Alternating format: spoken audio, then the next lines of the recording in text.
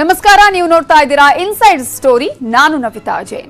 ಸಚಿವರ ಹೆಸರಲ್ಲಿ ಕೋಟ್ಯಾಂತರ ರೂಪಾಯಿ ವಸೂಲಿ ಮಾಡಿದ ಆರೋಪಕ್ಕೆ ಸಂಬಂಧಪಟ್ಟ ಹಾಗೆ ಬಿವೈ ವಿಜಯೇಂದ್ರ ದೂರನ್ನ ಆಧರಿಸಿ ರಾಮುಲು ಆಪ್ತನಿಗೆ ಡ್ರಿಲ್ ಅನ್ನ ಮಾಡಲಾಗಿದೆ.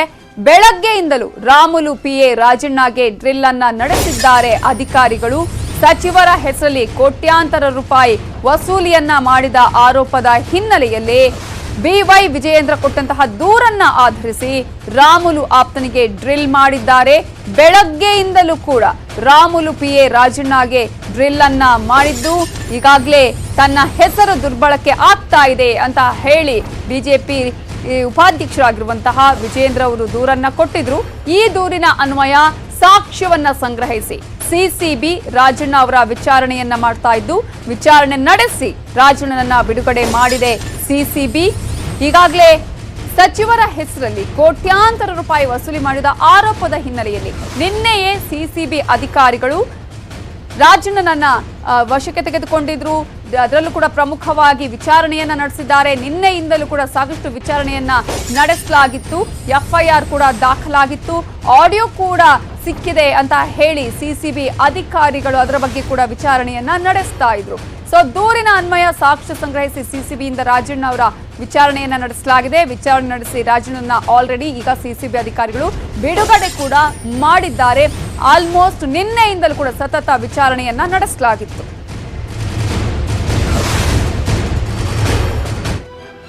ಯಾವಾಗ ನಿನ್ನೆ ಸಿಸಿಬಿ ಅಧಿಕಾರಿಗಳು ಶ್ರೀರಾಮುಲು ಅವರ ಆಪ್ತರಾಗಿರುವಂತಹ ರಾಜಣ್ಣನನ್ನ ವಶಕ್ಕೆ ತೆಗೆದುಕೊಂಡು ಬಂಧಿಸಿ ವಿಚಾರಣೆಯನ್ನ ಆರಂಭ ಮಾಡಿದ್ರು, ಸತತ 18 ಗಂಟೆಗಳ ಕಾಲ ವಿಚಾರಣೆಯನ್ನ ನಡೆಸಿದ್ದಾರೆ ಸಿಸಿಬಿ ಅಧಿಕಾರಿಗಳು. ರಾಮುಲು ಆಪ್ತ, ರಾಮುಲು ಪಿಎ ಅಂತ ಹೇಳಲಾಗಿ ವಿಚಾರಣೆಯನ್ನ ನಡೆಸಲಾಗಿದೆ. ಏನೆಲ್ಲ ದಾಖಲೆಗಳನ್ನ ಇಟ್ಟುಕೊಂಡು ಹಾಗಾದ್ರೆ ರಾಜಣ್ಣ ವಿಚಾರಣೆ ನಡೆಯಿತು? ತನಿಖೆಯ ವೇಳೆ ರಾಮುಲು ಪಿಎ ರಾಜಣ್ಣ ಕೊಟ್ಟಂತಹ ಉತ್ತರ ಏನು ಅನ್ನೋದು ನಿಮ್ಮ ನ್ಯೂಸ್ 18 ಕನ್ನಡಕ್ಕೆ ಲಭ್ಯ ಆಗಿದೆ. ಆ ಮಾಹಿತಿ ನ್ಯೂಸ್ 18 ಕನ್ನಡದಲ್ಲಿ ರಾಜಣ್ಣ ವಿಚಾರಣೆಯ ಪಿನ್ ಟು ಪಿನ್ ಮಾಹಿತಿಯನ್ನ ನಾವು ಕೊಡ್ತಾ ಇದ್ದೀವಿ. ನಿನ್ನೆ ಸಂಜೆ 4 ಗಂಟೆಗೆ ಟೆಕ್ನಿಕಲ್ ಸೆಲ್ಗೆ ರಾಜಣ್ಣನನ್ನ ಕರೆತಂದಿದ್ರು ಸಿಸಿಬಿ ಅಧಿಕಾರಿಗಳು. ಆರಂಭದಲ್ಲೇ ಮೊಬೈಲ್ ಅನ್ನ ಸಿಸಿಬಿ ಅಧಿಕಾರಿಗಳು ಸೀಸ್ ಮಾಡಿಕೊಂಡಿದ್ರು.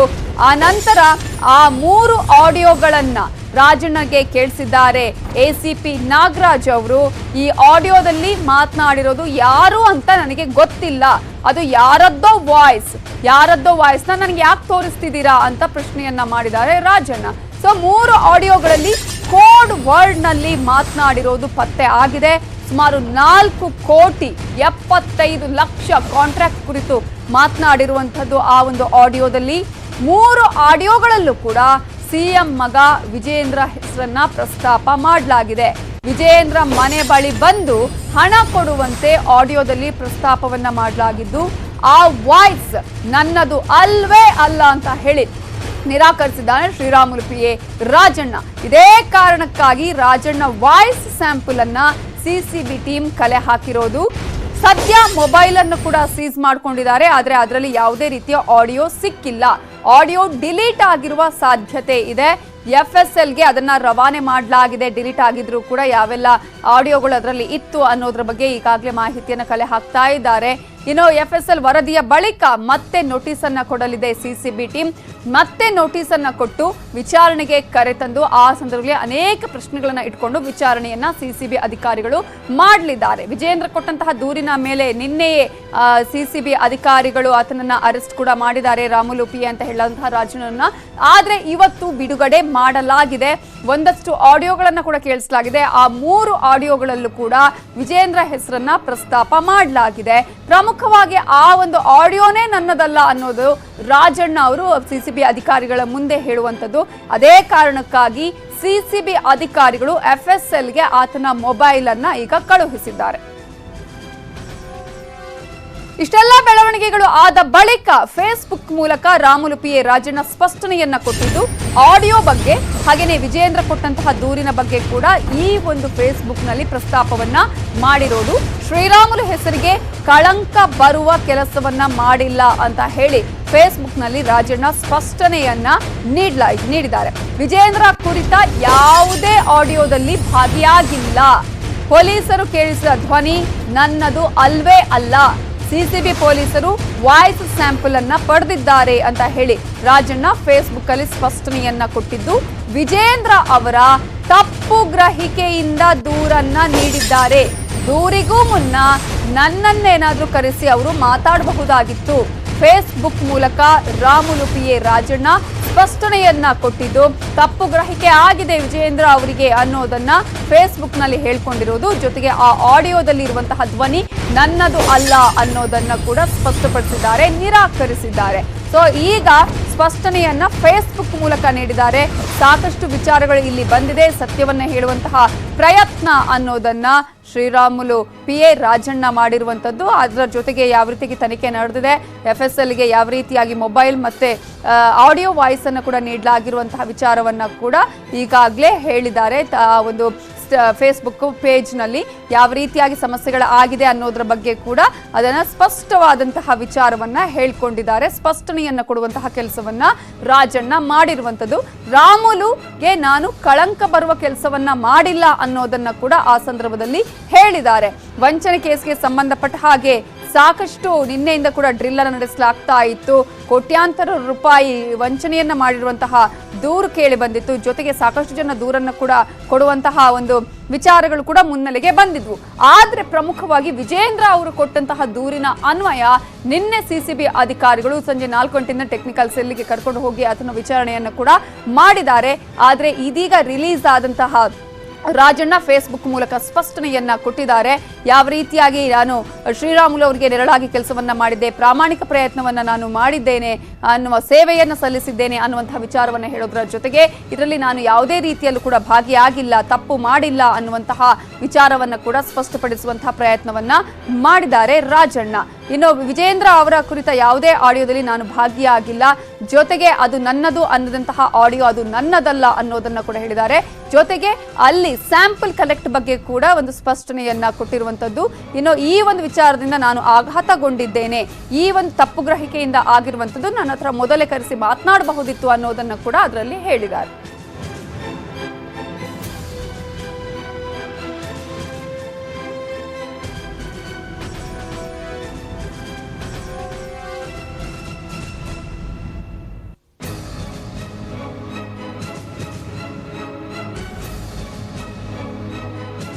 ಈ ಸುದ್ದಿಯನ್ನು ಮಾಧ್ಯಮಗಳಲ್ಲಿ ನಾನು ಗಮನಿಸ್ತಾ ಇದ್ದೆ.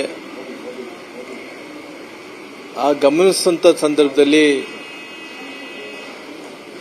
ಯಾರು ಹೆಸರನ್ನು ಕೂಡ ದುರ್ಬಳಕೆಯನ್ನು ಮಾಡ್ಕೋಬಾರದು. ಯಾಕಂದ್ರೆ ಆಲ್ರೆಡಿ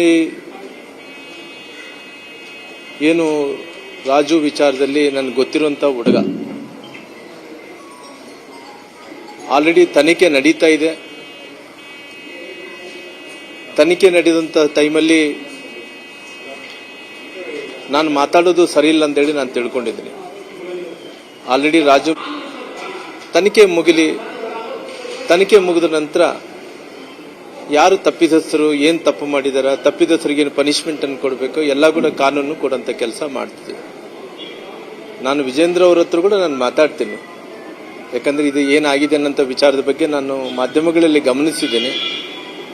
ನಾನು ವಿಜೇಂದ್ರ ಅವ್ರ ಹತ್ರ ಮಾತಾಡ್ತೀನಿ, ಮುಖ್ಯಮಂತ್ರಿಗಳ ಜೊತೆಯಲ್ಲಿ ಕೂಡ ನಾನು ಚರ್ಚೆ ಮಾಡ್ತೀನಿ ಇದ್ರ ಬಗ್ಗೆ. ಅದಕ್ಕೋಸ್ಕರವಾಗಿ ಇದನ್ನ ತನಿಖೆ ಒಂದ್ ಕಡೆ ನಡೀತಾ ಇದೆ, ಒಂದ್ ಕಡೆ FIR ಆಗಿರೋ ಕಾರಣ ಅದು ತಪ್ಪಿದಸ್ಥರು ಆದಷ್ಟು ಶೀಘ್ರದಲ್ಲಿ ಯಾರು ತಪ್ಪು ಮಾಡಿದಾರೆ ಅಂತ ಗೊತ್ತಾಗುತ್ತೆ. ಸರ್ಕಾರ ನಿಮ್ದು, ಪಕ್ಷ ನಿಮ್ದು, ನಿಮ್ಮ ಪಕ್ಷದವರು ನಿಮ್ಮ ಒಬ್ಬರು ಮಾಡಿರೋದು. ಇಂಥ ಸಂದರ್ಭದಲ್ಲಿ ಅವರು ನಿಮ್ಮ ಜೊತೆ ಮಾತಾಡೋದು, ನೀವು ಅವ್ರ ಜೊತೆ ಮಾತಾಡ, ಯಾಕೆ ನಿಮ್ಮಲ್ಲಿ ಸಮನ್ವಯತೆ ಇಲ್ಲ? ಈಗ ನಾನು ನನ್ನ ಸ್ನೇಹಿತರಾದಾಗ ನಾನು ಮಾತಾಡ್ಕೊಂಡು ಮಾಡ್ಬೇಕಾಗಿತ್ತು. ಯಾಕಂದ್ರೆ ನಾನು ಇದು ಆದ ನಂತರ ನನಗಳು ಗೊತ್ತಾಗಿರೋದು. ಯಾಕಂದ್ರೆ ನಾನು ಗಮನಕ್ಕೆ ಬಂದಿಲ್ಲ. ಯಾಕಂದ್ರೆ ನಾನು ಗಮನಕ್ಕೆ ಬಂದಿದ್ರೇನೆ ಆಲ್ರೆಡಿ ನಾನು ವಿಜೇಂದ್ರ ಹತ್ರ ಮಾತಾಡಿ, ನೋಡಪ್ಪ ಇದೇನ ಆಗಿದೆ ಅಂತೆ, ಅದನ್ನ ಏನನ್ನ ಸರಿಪಡಿಸ್ಕೊಳ್ರಿ ಅಂತೇಳಿ ನಾನು ಕುಂದಿರಿಸಿ ಮಾತಾಡ್ತಿದ್ದೆ. ವಿಜೇಂದ್ರ ಅವರು ನನ್ನ ಗಮನಕ್ಕೆ ತಂದಿಲ್ಲ. ಆಮೇಲೆ ಅದಕ್ಕೋಸ್ಕರವಾಗಿ ನಾನು ವಿಜೇಂದ್ರ ಅವ್ರ ಹತ್ರ ಕೂಡ ನಾನು ಮಾತಾಡಿ ಅದ್ರ ಏನು ಯಾರೇ ತಪ್ಪಿದಸ್ಥರು ಇರಲಿ, ಯಾರನ್ನಾಗಿರ್ಬೋದು, ಅದು ಇವರಾಗಿರ್ಬೋದು, ರಾಜ ಆಗಿರ್ಬೋದು, ಇನ್ನೊಬ್ರು ತಪ್ಪಿದಸ್ಥರು ಯಾರಿದ್ದಾರೆ ಅವ್ರಿಗೆ ಖಂಡಿತವಾಗಿ ಕಾನೂನು ಪ್ರಕಾರ ಅವ್ರಿಗೆ ಕ್ರಮ ಆಗ್ಲೇಬೇಕಾಗುತ್ತೆ. ನಿಮ್ದೇನು ತಪ್ಪಿಲ್ಲ. ಆದರೆ ನಿಮ್ಮದು ಸರ್ಕಾರ, ನಿಮ್ಮಲ್ಲಿ ಸಮನ್ವಯತೆ ಇಲ್ಲ. ರಾಮುಲು ಅಂತ ಒಬ್ಬ ಹಿರಿಯ ನಾಯಕನಿಗೆ ಈ ತರ ಅವಮಾನ ಆಗ್ತಾ ಇರೋಂಗೆ ನಡ್ಕೊತಾ ಇದ್ದಾರೆ ಅಂತ ನೋವು ನಿಮ್ಗೆ ಆಗ್ತಾ ಇಲ್ಲ?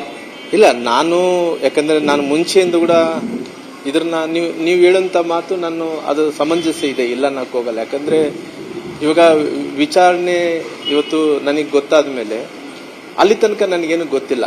ಅಂದ್ರೆ ನನಗೆ ಅಕಸ್ಮಿತವಾಗಿ ಯಾರೊಬ್ಬರು ಗಮನಕ್ಕೆ ತಂದಿದ್ದಾರೆ, ಇದು ಸರಿ ಮಾಡ್ತಾ ಇದ್ದೆ. ಹಂಗಾಗಿ ಇದು ಎಲ್ಲೋ ಒಂದು ಕಡೆ ಮಿಸ್ಕಮ್ಯುನಿಕೇಶನ್ ಆಗಿದೆ, ಅದನ್ನ ಸರಿಪಡಿಸಂತ ಕೆಲಸ ಮಾಡ್ತೀನಿ. ಜೊತೆಲಿ ಕಾನೂನಿನಿದೆ, ಅದಕ್ಕೆ ಕಾನೂನು ಪ್ರಕಾರ ಕೆಲಸ ಮಾಡ್ಕೊಂಡು ಹೋಗ್ತೀನಿ. ಅಲ್ಲ, ನಾನು ಯಾವತ್ತೂ ಕೂಡ ಯಾರನ್ನೋ ತಪ್ಪಿದಸರನ್ನ ಕಾಪಾಡಬೇಕಾದಂತ ವ್ಯಕ್ತಿ ನಾನಲ್ಲ. ಯಾಕಂದ್ರೆ ಕಾನೂನು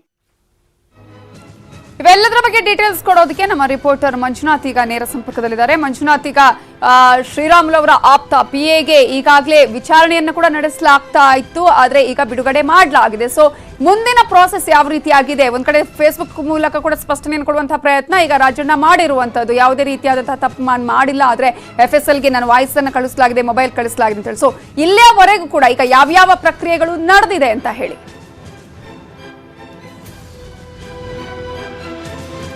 ಎಸ್ ನವಿತಾ, ಸಚಿವ ಶ್ರೀರಾಮುಲು ಅವರ PA ಆಗಿದ್ದಂತಹ ರಾಜಣ್ಣನನ್ನ ನಿನ್ನೆ CCB ಪೊಲೀಸರು ಕರೆದೊಯ್ದು ಇವತ್ತು ವಿಚಾರಣೆ ಕೂಡ ಮಾಡಿದ್ರು. ವಿಚಾರಣೆ ಮಾಡುವಂತಹ ಉದ್ದೇಶದ ಹಿನ್ನೆಲೆ ಏನಂದ್ರೆ CM ಯಡಿಯೂರಪ್ಪ ಅವರ ಪುತ್ರ ವಿಜೇಂದ್ರ ಕೊಟ್ಟಿರುವಂತಹ ದೂರು. ಯಾಕಂದ್ರೆ 26ನೇ ತಾರೀಕಿನಂದು ಸೈಬರ್ ಕ್ರೈಮ್ ಪೊಲೀಸ್ ಠಾಣೆಗೆ ವಿಜೇಂದ್ರ ಒಂದು ದೂರನ್ನು ಕೊಟ್ಟಿರ್ತಾರೆ.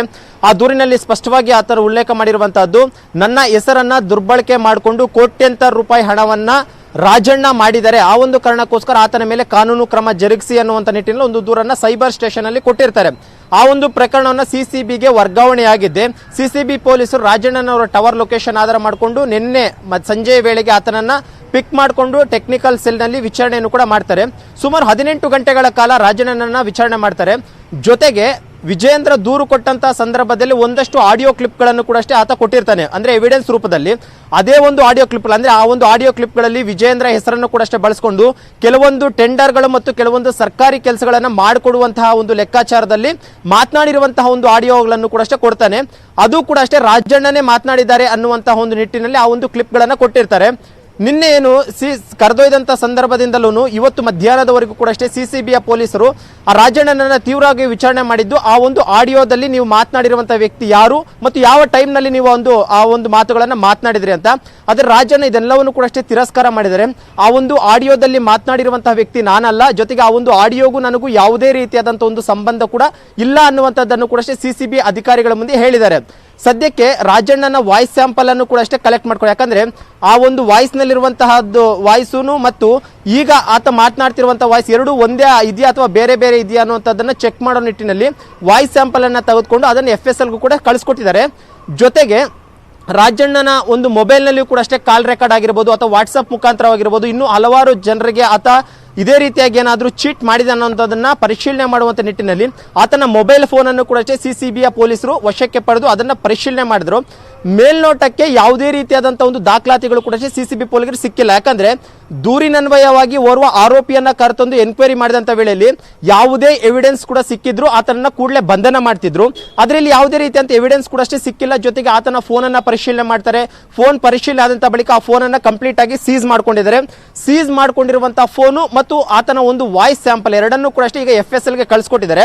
ಆ FSL ನ ರಿಪೋರ್ಟ್ ಬರಬೇಕು ಅಂದ್ರೆ ಸುಮಾರು 10 ರಿಂದ 15 ದಿನಗಳ ಕಾಲಾವಕಾಶ ಇದೆ. ಅಷ್ಟರೊಳಗಡೆ ಮತ್ತೆ ಏನಾದ್ರೂ ಎನ್ಕ್ವೈರಿಗೆ ಅವಶ್ಯಕತೆ ಇದ್ದಂತ ವೇಳೆಯಲ್ಲಿ ಮತ್ತು ದೂರುದಾರರು ಏನಾದ್ರೂ ಇನ್ನೊಂದಷ್ಟು ಎವಿಡೆನ್ಸ್ ರೂಪದಲ್ಲಿ ಏನಾದ್ರೂ ದಾಖಲಾತಿಗಳು ಕೊಟ್ರೆ ಮತ್ತೆ ಅವರನ್ನ ಕರೆಸುವಂತ ಲೆಕ್ಕಾಚಾರದಲ್ಲಿ ರಾಜಣ್ಣನನ್ನ ಸದ್ಯಕ್ಕೆ CCB ಪೊಲೀಸರು ಬಿಟ್ಟು ಕಳಿಸಿದ್ದಾರೆ. ಬಿಟ್ಟು ಕಳಿಸಿದಂತ ಬಳಿಕ ರಾಜಣ್ಣ ಒಂದು ಫೇಸ್ಬುಕ್ ನಲ್ಲಿ ಒಂದು ಪೋಸ್ಟ್ ಅನ್ನು ಹಾಕೊಂಡಿದ್ದಾರೆ. ನಾನು ಯಾವುದೇ ಕಾರಣಕ್ಕೂ ಕೂಡ ಅಷ್ಟೇ ಸಚಿವರಾದಂತಹ ಶ್ರೀರಾಮುಲು ಅವರಿಗೆ ಧಕ್ಕೆ ತರುವಂತಹ ಯಾವುದೇ ಕೆಲಸವನ್ನು ಮಾಡಿಲ್ಲ, ಯಾವುದೇ ಭ್ರಷ್ಟಾಚಾರವನ್ನ ಮಾಡಿಲ್ಲ, ಯಾರ ಬಳಿಯೂ ಕೂಡ ಹಣವನ್ನ ಪಡೆದಿಲ್ಲ. ಇದೆಲ್ಲೋ ಒಂದು ರೀತಿ ನನ್ನ ಮೇಲೆ ಇಲ್ಲ ಸಲ್ಲದ ಆರೋಪಗಳನ್ನ ಮಾಡ್ತಿದ್ದಾರೆ. ಇದರಿಂದ ನನ್ನ ಕುಟುಂಬವು ಕೂಡ ಅಷ್ಟೇ ಸಾಕಷ್ಟು ನೊಂದಿದೆ ಅನ್ನುವಂತ ಒಂದು ಪೋಸ್ಟ್ ಅನ್ನು ಕೂಡ ಇವರು ಹಾಕೊಂಡಿದ್ದಾರೆ. ಈಗ ವಿಜೇಂದ್ರ ಅವರು ಒಂದ್ ಕಡೆ ದೂರನ್ನ ನೀಡಿರುವಂತದ್ದು, ಅದರ ಆಧಾರದ ಮೇಲೆ FIR ಕೂಡ ಆಗಿರುವಂತದ್ದು, ಈಗ ಬಂಧನ ಆಗಿದೆ, ವಿಚಾರಣೆ ನಡೀತಾ ಇದೆ ಅಂತ. ವಾಟ್ ನೆಕ್ಸ್ಟ್ ಅನ್ನುವಂಥದ್ದು, ಯಾವ ರೀತಿಯ ಪ್ರೋಸೆಸ್ ಮುಂದೆ ನಡೆಯುತ್ತೆ ಅನ್ನುವಂಥದ್ದು. ಮತ್ತೊಂದು ಕಡೆ ವಿಜೇಂದ್ರ ಹೊರತುಪಡಿಸಿ ಇತರರು ಯಾರಾದ್ರೂ ದೂರನ್ನ ಸಲ್ಲಿಸಿದ್ದಾರೆ ಅಥವಾ ಪೊಲೀಸರೇ ಈಗ ಯಾರಾದ್ರೂ ಇದರ ಬಗ್ಗೆ ದೂರು ನೀಡುವವರು ಇದ್ರೆ ಬರಬಹುದು ಅನ್ನೋದನ್ನ ಏನಾದ್ರೂ ಹೇಳಿದಾರಾ, ಹೇಗೆ? ಅಂದ್ರೆ ಪ್ರಮುಖವಾಗಿ ಈ ಒಂದು ಪ್ರಕರಣವನ್ನು ಗಮನಿಸ್ತಾ ಇದ್ರೆ ಈ ಒಂದು ಪ್ರಕರಣದಲ್ಲಿ ಮುಂದೆ ಯಾವ ರೀತಿ ಪ್ರಕ್ರಿಯೆ ಅಂದ್ರೆ ಈ ಪ್ರಕರಣದ ಕುರಿತಾಗಿ ಏನಾದ್ರೂ ಎವಿಡೆನ್ಸ್ ಸಿಗಬೇಕಾಗಿರುತ್ತೆ. ಯಾಕಂದ್ರೆ ಈಗಾಗಲೇ ವಿಜೇಂದ್ರ ಏನು ಆರೋಪ ಮಾಡಿದ್ದಾರೆ, ನನ್ನ ಹೆಸರನ್ನ ದುರ್ಬಳಕೆ ಮಾಡ್ಕೊಂಡಿದ್ದಾರೆ, ನಮ್ಮ ಬಳಿ ಮನೆ ಹತ್ರ ಬಂದು ದುಡ್ಡು ತಗೊಂಡು ಬನ್ನಿ ಅಲ್ಲಿ ತಗೊಂತೀನಿ ಅಂತಾನು ಕೂಡ ಹೇಳಿದ್ದಾರೆ ಅಂತ ಒಂದು ವಾಯ್ಸ್ ಸ್ಯಾಂಪಲ್ ಅನ್ನ ಕೊಟ್ಟಿದ್ದಾರೆ. ಅದು ಪರ್ಟಿಕ್ಯುಲರ್ ಆಗಿ ಆ ವಾಯ್ಸ್ ಸ್ಯಾಂಪಲ್, ಆ ವಾಯ್ಸ್ ಮಾತನಾಡಿರುವಂತ ವ್ಯಕ್ತಿ ರಾಜಣ್ಣನ ಅನ್ನೋದು ಕನ್ಫರ್ಮ್ ಆಗಬೇಕಾಗುತ್ತೆ. ಈ ಕನ್ಫರ್ಮೇಶನ್ಗೋಸ್ಕರ ವಾಯ್ಸ್ ಸ್ಯಾಂಪಲ್ ಕಲೆಕ್ಟ್ ಮಾಡಿದರೆ, ಜೊತೆಗೆ ವಿಜೇಂದ್ರ ಬಿಟ್ರೆ ಇದುವರೆಗೂ ಯಾರೊಬ್ರು ಕೂಡ ಅಷ್ಟೇ ಸಿಸಿಬಿಗೂ ಕೂಡ ದೂರು ಕೊಟ್ಟಿಲ್ಲ. ಆ ಒಂದು ಕಾರಣಕ್ಕೋಸ್ಕರ ಬೇರೆ ಯಾರಾದ್ರೂ ದೂರು ಕೊಟ್ಟಂತ ವೇಳೆಯಲ್ಲಿ ಮತ್ತೆ ರಾಜಣ್ಣನನ್ನ ಕರೆತಂದು ವಿಚಾರಣೆ ಮಾಡುವಂತ ಸಾಧ್ಯತೆ ಇರುತ್ತೆ. ಆದ್ರೆ ವಿಜೇಂದ್ರ ಮಾಡಿರುವಂತಹ ಆರೋಪಕ್ಕೆ ತಕ್ಕಂತವಾಗಿ ಇದುವರೆಗೂ ಯಾವುದೇ ಸಾಕ್ಷ್ಯಾಧಾರಗಳು ಕೂಡ ಸಿಕ್ಕಿಲ್ಲ. ಆ ಸಾಕ್ಷ್ಯಾಧಾರಗಳು ಸಿಕ್ಕಿರುವಂತದ್ದು ಕೇವಲ ಆಡಿಯೋ ಕ್ಲಿಪ್ಗಳು ಮಾತ್ರ. ಆ ಆಡಿಯೋ ಕ್ಲಿಪ್ಗಳನ್ನು ಈಗ FSL ಗೆ ಕಳಿಸ್ಕೊಟ್ಟಿದ್ದಾರೆ. FSL ರಿಪೋರ್ಟ್ ಬರಬೇಕು. ಒಂದ್ ವೇಳೆ ನೀವು ಕಳಿಸಿರುವಂತಹ ವಾಯ್ಸ್ ಸ್ಯಾಂಪಲ್, ಆ ಆಡಿಯೋದಲ್ಲಿರುವಂತಹ ವಾಯ್ಸ್ ಎರಡೂ ಕೂಡ ಅಷ್ಟೇ ತಾಳೆ ಆಗ್ತಿದೆ ಅಂತ ಏನಾದ್ರೂ ಗೊತ್ತಾದಂತ ವೇಳೆಯಲ್ಲಿ ಮತ್ತೆ ರಾಜಣ್ಣನನ್ನ ಬಂಧನ ಮಾಡುವಂತ ಸಾಧ್ಯತೆ ಜಾಸ್ತಿ ಇರುತ್ತೆ. ಆದ್ರೆ ಇಲ್ಲಿ ಮೇಲ್ನೋಟಕ್ಕೆ ಆ ವಾಯ್ಸ್ ಸ್ಯಾಂಪಲ್ ನಂದಲ್ಲ ಅನ್ನೋದನ್ನು ಕೂಡ ಅಷ್ಟೇ ಸ್ಪಷ್ಟವಾಗಿ ರಾಜಣ್ಣ CCB ಅಧಿಕಾರಿಗಳ ಮುಂದೆ ಹೇಳಿದ್ದಾರೆ. ಅಂದ್ರೆ ಆ ವಾಯ್ಸ್ಗೂ ನನಗೂ ಯಾವುದೇ ಸಂಬಂಧ ಇಲ್ಲ, ಅಲ್ಲಿ ಮಾತನಾಡಿರುವಂತಹ ವ್ಯಕ್ತಿ ಕೂಡ ನಾನಲ್ಲ, ನೀವು ಬೇಕಾದ್ರೆ ಯಾವುದೇ ರೀತಿ ಅದನ್ನ ಚೆಕ್ ಮಾಡ್ಕೊಳ್ಬಹುದು ಅಂತಾನು ಆತ ಸ್ಟೇಟ್ಮೆಂಟ್ ಕೊಟ್ಟಿದ್ದಾನೆ. ಆ ಒಂದು ಸ್ಟೇಟ್ಮೆಂಟ್ ನ ಆಧಾರವಾಗಿ ಇಟ್ಕೊಂಡು ಈಗ FSL ಗೆ ಕಳಿಸಿದ್ರೆ ಮುಂದಿನ FSL ನ ವರದಿ ಬರೋರು ಕೂಡ ಅಷ್ಟೇ ಈ ಒಂದು ಪ್ರಕರಣ ಬಹುತೇಕ ಇಲ್ಲಿಗೆ ನಿಲ್ಲುತ್ತೆ. ಯಾವುದೇ ಪ್ರೊಸೀಜರ್ ಇಲ್ಲ. ಒಂದು ವೇಳೆ ಪ್ರೊಸೀಜರ್ ಅಂದ್ರೆ ನೆಕ್ಸ್ಟ್ ಈ ಪ್ರಕರಣ ಮುಂದುವರಿಬೇಕು ಅಂದ್ರೆ ಬೇರೆ ಯಾರಾದ್ರೂ ದೂರು ಕೊಡಬೇಕು, ಅಥವಾ ದೂರುದಾರರಾದಂತವ್ರು ಬೇರೆ ಏನಾದ್ರೂ ರೀತಿಯಂತ ಎವಿಡೆನ್ಸ್ ಅನ್ನ ಕೊಟ್ರೆ ಮಾತ್ರ ಈ ಒಂದು ಪ್ರಕರಣ ಮುಂದುವರಿಯುತ್ತೆ ಹೊರತು ಇಲ್ಲ ಅಂದ್ರೆ FSL ರಿಪೋರ್ಟ್ ಬರೋ ಕೂಡ ಅಷ್ಟೇ ಕಾಯ್ಬೇಕಾಗಿರುತ್ತೆ. Navitha, fine, thank you Manjunath ಡೀಟೇಲ್ಸ್ಗೆ. ಹಾಗಾದ್ರೆ ಈ ಪ್ರಕರಣದ ಹಿಂದೆ ಏನೇನು ಆಗಿದೆ, ಯಾವ ರೀತಿಯಾಗಿ ಈಗ ವಿಜೇಂದ್ರ ಅವರು ಇದರ ಬಗ್ಗೆ ಸ್ಪಷ್ಟನೆಯನ್ನ ಟ್ವೀಟ್ ಮೂಲಕ ಕೊಟ್ಟಿದ್ದಾರೆ, ಯಾರ್ಯಾರು ಪ್ರತಿಕ್ರಿಯೆಯನ್ನ ನೀಡಿದ್ದಾರೆ ಇದೇ ಪ್ರಕರಣಕ್ಕೆ ಸಂಬಂಧಪಟ್ಟ ಹಾಗೆ ನೋಡೋಣ ಬ್ರೇಕ್ ಆದ್ಮೇಲೆ.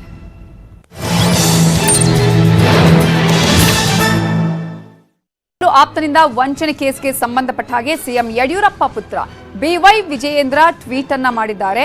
ನನ್ನ ವ್ಯಕ್ತಿತ್ವ ರಕ್ಷಣೆಗಾಗಿ ನಾನು ದೂರನ್ನ ಕೊಟ್ಟಿದ್ದೇನೆ, ಸಾರ್ವಜನಿಕರು ಮೋಸ ಹೋಗಬಾರ್ದು, ಇದೇ ಹಿತದೃಷ್ಟಿಯಿಂದ ದೂರನ್ನ ಕೊಟ್ಟಿದ್ದೇನೆ, ಮುಖಂಡರ ಹೆಸರನ್ನ ದುರ್ಬಳಕೆ ಮಾಡಬಾರ್ದು, ನನ್ನ ವ್ಯಕ್ತಿತ್ವದ ರಕ್ಷಣೆಗಾಗಿ ಅನಿವಾರ್ಯವಾಗಿ ನಾನು ಕೊಟ್ಟ ದೂರಿನ ಮೇಲೆ ಪೊಲೀಸರು ಕ್ರಮವನ್ನ ತೆಗೆದುಕೊಂಡಿದ್ದಾರೆ ಅಂತ ಟ್ವಿಟರ್ ಅಲ್ಲಿ ಮಾಹಿತಿಯನ್ನ ನೀಡಿದ್ದಾರೆ ವಿಜಯೇಂದ್ರ.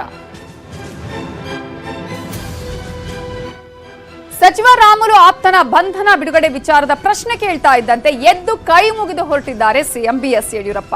ಈ ಬಗ್ಗೆ ಮಾತಾಡಬಾರ್ದು ಅಂತ ಹೇಳಿ ಶ್ರೀರಾಮುಲು ಅವರನ್ನ ಕೂಡ ತಡೆದಿದ್ದಾರೆ ಸಿಎಂ. ರಾಮುಲು ಅವರ ತೋಳನ್ನ ತಿವಿದು ಮಾತಾಡಬಾರ್ದು ಅಂತ ಹೇಳಿ ಸಿಎಂ ಸೂಚನೆಯನ್ನ ನೀಡಿ ಅಲ್ಲಿಂದ ಹೊರಟರು. ಆಪ್ತನ ಬಗ್ಗೆ ಮಾತಾಡದಂತೆ ಕರ್ಕೊಂಡು ಹೋಗಿದ್ದಾರೆ ಸಿಎಂ. ಸುದ್ದಿಗೋಷ್ಠಿಯಲ್ಲಿ ಪ್ರತಿಕ್ರಿಯೆ ಕೊಡೋದಕ್ಕೆ ಸಿಎಂ ನಿರಾಕರಿಸಿದ್ದಾರೆ. ಜೊತೆಗೆ ಶ್ರೀರಾಮುಲುಗೂ ಮಾತಾಡಬಾರ್ದು ಅಂತ ಹೇಳಿ ಅವರ ಕೈಗೆ ಹೊಡೆದು ಅಲ್ಲಿಂದ ಕರ್ಕೊಂಡು ಹೋಗಿದ್ದಾರೆ.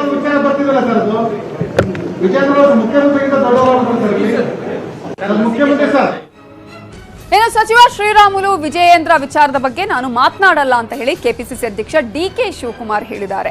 ಬೆಂಗಳೂರಲ್ಲಿ ಮಾತಾಡಿದ DKಶಿ ಶ್ರೀರಾಮುಲು ವಿಜಯೇಂದ್ರ ಬಗ್ಗೆ ಮಾತನಾಡೋದು ನನ್ನ ಲೆವೆಲ್ ಅಲ್ಲ ಅಂದಿದ್ದಾರೆ. ಹಾಗೆಯೇ ಶ್ರೀರಾಮುಲು ಆಪ್ತನ ಬಂಧನದ ಬಗ್ಗೆ ಪ್ರತಿಕ್ರಿಯೆಗೆ DKಶಿ ನಿರಾಕರಿಸಿದ್ರು. PAಗಳ ವ್ಯವಹಾರಕ್ಕೆ ನಾನು ಮಧ್ಯಪ್ರವೇಶ ಮಾಡಲ್ಲ, ಅದರ ಬಗ್ಗೆ ನಾನು ಕಾಮೆಂಟ್ ಕೂಡ ಮಾಡಲ್ಲ, ಇವರ ಸರ್ಕಾರದ ಫೌಂಡೇಶನ್ ಏನು ಅಂತ ಗೊತ್ತಾಗ್ತಿದೆ ಅಂತ ಕಿಡಿಕಾರಿದ್ರು.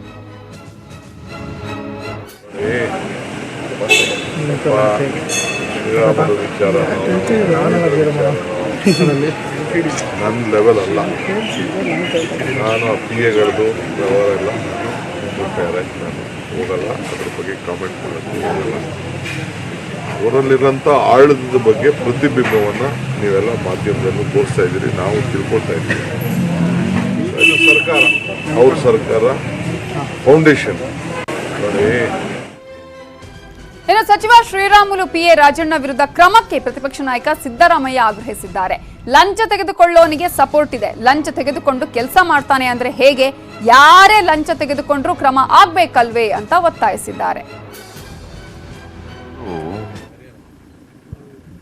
ಲಂಚ ತಗೊಳ್ಳೋನಿಗೆ ಸಪೋರ್ಟ್ ಮಾಡಿದ್ರೆ ಅದ್ರ ಅವ್ರ ನಾಲೆಡ್ಜ್ನಲ್ಲೇ ಮಾಡ್ತಾ ಇದ್ದಾನೆ ಅಂತ ಅರ್ಥ ಆಗುತ್ತಲ್ಲ. With is knowledge only is doing ಅಂತ ಆಗ್ಬಿಡ್ತದಲ್ಲ.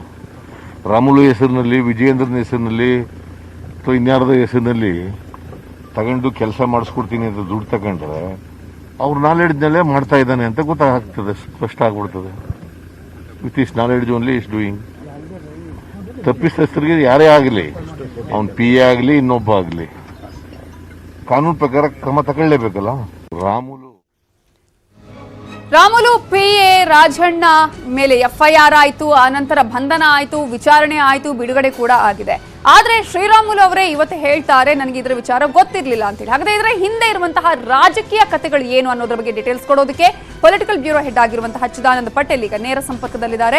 ಚಿದಾನಂದ ಪಟೇಲ್, ಇವತ್ತು ಶ್ರೀರಾಮುಲು ಅವರು ಹೇಳ್ತಾರೆ ನನಗೆ ಈ ವಿಚಾರವೇ ಗೊತ್ತಿರಲಿಲ್ಲ, ವಿಜೇಂದ್ರ ಅವರು ಕೂಡ ನಂತರ ಇದರ ಬಗ್ಗೆ ಮಾತನಾಡಿಲ್ಲ, ನಾನೇ ಡಿಸ್ಕಸ್ ಮಾಡ್ತೀನಿ ಅನ್ನುವಂತಹ ಮಾತನ್ನ ಹೇಳ್ತಾರೆ. ಹಾಗಾದ್ರೆ ಒಬ್ಬ ಸರ್ಕಾರದ ಸಚಿವರು, ಇನ್ನೊಂದ್ ಕಡೆ ರಾಜ್ಯ ಬಿಜೆಪಿಯ ಉಪಾಧ್ಯಕ್ಷರು, ಇವರಿಬ್ಬರ ನಡುವೆನೇ ಹಾಗಾದ್ರೆ ಸಮನ್ವಯತೆ ಇಲ್ವಾ? ಸರ್ಕಾರದ ನಡುವೆನೇ ಸಮನ್ವಯತೆ ಇಲ್ವಾ? ಮಾತುಕತೆಯನ್ನ ಮಾಡಬಹುದಾಗಿತ್ತಲ್ಲ, ಯಾಕೆ ಈ ತರ ನೇರವಾಗಿ ಈಗ ದೂರನ್ನ ಕೊಡುವಂತಹ ಪ್ರಯತ್ನಗಳಾಯ್ತು? ಇದರ ಹಿಂದೆ ಯಾವ್ಯಾವ ಲೆಕ್ಕಾಚಾರಗಳು ಅಡಗಿದೆ? ನವಿತಾ ಜೈನ್ ಹಲವಾರು ವರ್ಷಗಳಿಂದ ಸಚಿವ ಶ್ರೀರಾಮುಲು ಜೊತೆ ಆಪ್ತ ಸಹಾಯಕರಾಗಿ ಕೆಲಸ ಮಾಡಿದವರು ಮತ್ತು ಅವರ ಕುಟುಂಬಕ್ಕೂ ಬೇಕಾದಂಥ ವ್ಯಕ್ತಿ ರಾಜು. ಜೊತೆಗೆ ರಾಜು ಜೊತೆ ಶ್ರೀರಾಮುಲು ಕೂಡ ಉತ್ತಮವಾದ ಒಡನಾಟ, ಸಾಮಾನ್ಯವಾಗಿ ಶ್ರೀರಾಮುಲು ಜೊತೆ ಕೂಡ ಅವರು ಓಡಾಡ್ಕೊಂಡಿದ್ದಂಥವರು. ಜೊತೆಗೆ ಈಗ ಮುಖ್ಯಮಂತ್ರಿ ಪುತ್ರ ವಿಜೇಂದ್ರ ಅವರ ಹೆಸರಿನಲ್ಲಿ ಹಲವಾರು ಟೆಂಡರ್ಗಳಲ್ಲಿ ಕಮಿಷನ್ ಮತ್ತು ಕಿಕ್ ಬ್ಯಾಕ್ ವಿಚಾರ ಸಂಬಂಧಪಟ್ಟ ಹಾಗೆ ಮತ್ತೊಂದು ಟೆಂಡರ್ಗಳನ್ನು ಸೇರಿದಂತೆ ಅನೇಕ ಬಿಲ್ಗಳು, ಕಾಂಟ್ರಾಕ್ಟರ್ ಬಿಲ್ಗಳು ಸೇರಿದಂತೆ ಅನೇಕ ವಿಚಾರಗಳಲ್ಲಿ ವಿಜೇಂದ್ರ ಜೊತೆ ನಾನು ಮಾತುಕತೆಯನ್ನು ನಡೆಸಿ ಮತ್ತು ಹಣವನ್ನು ಪಡೆದುಕೊಂಡು ಎಲ್ಲ ಒಂದು ಕಡೆ ಕಮಿಷನ್ ಪಡೆದುಕೊಂಡು ವಂಚನೆ ಮಾಡಿದರೆ ಎಂಬುದು ಗಂಭೀರ ಆರೋಪ. ಜೊತೆಗೆ ಹಲವಾರು ಬಾರಿ ಈಗಾಗಲೇ ವಾಯ್ಸ್ ರೆಕಾರ್ಡ್ನಲ್ಲೂ ಕೂಡ ವಿಜೇಂದ್ರ ಅವರ ಮನೆಗೆ ಬಂದು ಹಣವನ್ನು ತಂದುಕೊಡಿ ಅಂತ ರಾಜು ಹೇಳಿದ್ದಾರೆ ಎಂಬ ಮಾತು ಕೂಡ ಕೇಳಿ ಬರ್ತಿರುವಂಥದ್ದು. ಒಟ್ಟಾರೆ ವಿಜೇಂದ್ರ ಅವರ ಹೆಸರು ಹೇಳಿಕೊಂಡು ರಾಜುರವರು ಕೋಟ್ಯಾಂತರ ರೂಪಾಯಿ ವಂಚನೆ ಮಾಡಿದ್ದಾರೆ, ಟೆಂಡರ್ ಹೆಸರಿನಲ್ಲಿ ವಂಚನೆ ಮಾಡಿದ್ದಾರೆ, ಮತ್ತೆಲ್ಲದಕ್ಕೂ ಕೂಡ ವಿಜೇಂದ್ರ ಅವರ ಮುಖಾಂತರ ನಾನು ಮಾಡ್ತಿದ್ದೆ ಅಂತೇಳಿ ಹಣವನ್ನು ಪಡೆದುಕೊಂಡಿದ್ದಾರೆ ಅನ್ನೋದು ಗಂಭೀರ ಆರೋಪ. ಇದೆಲ್ಲ ಕಾರಣಕ್ಕಾಗಿ ವಿಜೇಂದ್ರ ಅವರು CCBಗೆ ದೂರನ್ನು ಕೊಟ್ಟಿರುವಂಥದ್ದು. ಮುಖ್ಯಮಂತ್ರಿ ಪುತ್ರ ದೂರು ಕೊಟ್ಟಿದ್ದರಿಂದ ಪೊಲೀಸರು, ಅದರಲ್ಲೂ ಪ್ರಮುಖವಾಗಿ ಸಂದೀಪ್ ಪಾಟೀಲ್ ರವರು ಬಹಳಷ್ಟು ಆಸಕ್ತಿ ಮತ್ತು ಆಸ್ಥೆ ವಹಿಸಿ ರಾಜುರವರನ್ನ ನಿನ್ನೆ ಬಂಧಿಸಿರುವಂಥದ್ದು. ಆದರೆ ಎಲ್ಲ ಒಂದು ಕಡೆ ಇಲ್ಲಿ ರಾಮುಲ್ ರವರಿಗೆ ಬಹಳಷ್ಟು ಆಪ್ತನಾಗಿದ್ದಂಥ ರಾಜು ಜೊತೆಗೆ ರಾಮುಲ್ ರವರ ಆಂತರಿಕ ವ್ಯವಹಾರಗಳಿರ್ಬೋದು, ಕೌಟುಂಬಿಕ ವ್ಯವಹಾರಗಳಿರ್ಬೋದು ಮತ್ತು ಕೌಟುಂಬಿಕ ಮತ್ತು ಆಪ್ತ ಸಂಬಂಧಗಳಿರ್ಬೋದು, ಈ ಸಂಬಂಧಗಳ ನಡುವೆ ಕೂಡ ರಾಜು ಬಂಧನಾಗಿರುವಂಥದ್ದು ಸಚಿವ ಶ್ರೀರಾಮುಲು ಅವರಿಗೆ ಶಾಕ್ ಆಗಿರುವಂಥದ್ದು. ಯಾಕಂತ ಹೇಳಿದ್ರೆ ಎಲ್ಲ ಒಂದು ಕಡೆ ಸಮಾಜ ಕಲ್ಯಾಣ ಇಲಾಖೆಯಲ್ಲೂ ಕೂಡ ರಾಜುರವರ ಹಸ್ತಕ್ಷೇಪ ಇರುವಂಥದ್ದು ಮತ್ತು ಸಮಾಜ ಕಲ್ಯಾಣ ಇಲಾಖೆಯಲ್ಲೂ ಕೂಡ ಹಲವಾರು ವ್ಯವಹಾರಗಳನ್ನು ಮಾಡಿರುವಂಥದ್ದು ಮತ್ತು ಎಲ್ಲ ಒಂದು ಕಡೆ ಅಡ್ವಾನ್ಸ್ ಪೇಮೆಂಟ್ ಹೆಸರಿನಲ್ಲಿ ಕೂಡ ರಾಜುರವರು ಬಹಳಷ್ಟು ಹಣ ತೆಗೆದುಕೊಂಡಿದ್ದಾರೆ ಎಂಬ ಗಂಭೀರ ಆರೋಪ ಕೇಳಿ ಬಂದಿರುವಂಥದ್ದು. ಈ ಎಲ್ಲದರ ನಡುವೆ ರಾಮುಲು ಅವರಿಗೆ ಗೊತ್ತಿಲ್ಲದಂತೆ ರಾಜು ಅರೆಸ್ಟ್ ಆಗಿರುವಂಥದ್ದು. ರಾಜು ಅರೆಸ್ಟ್ ಆದಂಥ ಸಂದರ್ಭದಲ್ಲೂ ಕೂಡ ಎಲ್ಲೊಂದು ಕಡೆ ಸಮಾಜ ಕಲ್ಯಾಣ ಇಲಾಖೆಯಲ್ಲಿ ಏನಾದರೂ ಅಂಥದ್ದೇನಾದರೂ ಇದೇ ಥರದ ವಂಚನೆ ಮತ್ತು ವ್ಯವಹಾರ ಮತ್ತು ಕಮಿಷನ್ ವ್ಯವಹಾರಗಳು ನಡೆದಿದ್ರೆ ರಾಜುರವರು ಪೊಲೀಸರ ಮುಂದೆ ಬಾಯ್ಬಿಟ್ರೆ ಮುಂದಿನ ಪರಿಸ್ಥಿತಿ ಅದು ಬೇರೆ ರೀತಿ ಆಗುತ್ತೆ ಅನ್ನೋದು ರಾಮುಲು ರವರ ಅಸಮಾಧಾನ.